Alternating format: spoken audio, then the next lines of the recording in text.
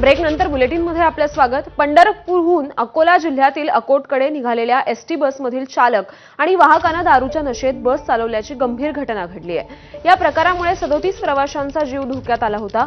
संतप्त प्रवाशांच्या तक्रारीनंतर बीड पोलीस आणि एसटी प्रशासनाने दोघांना ताब्यात घेतलं असून त्यांच्या निलंबनाची प्रक्रिया सध्या सुरू आहे।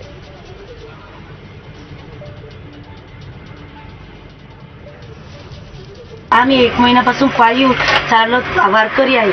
आज आमची घरी जायची वेळ आली। तर आम्हाला हे बस मिळाली। या बसमध्ये 2 असे दारू पिणारे आहेत। हे असे पडले, इथं बसून होता तो, पूर्ण पडून खाली गेला।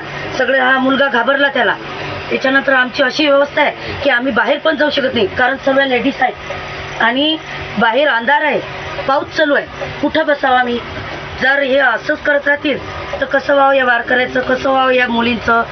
शाळेवाले मुलं आहेत, मुली आहेत, काही लेडीज आहेत, कसं व्हावं? आणि या बातमीसोबतच आता या बुलेटिनमध्ये वेळ झाली। येथेच थांबण्याची। पुढील अपडेट्स यामिनी सोबत ब्रेकफास्ट न्यूज मध्ये बघत रहा एबीपी माझा।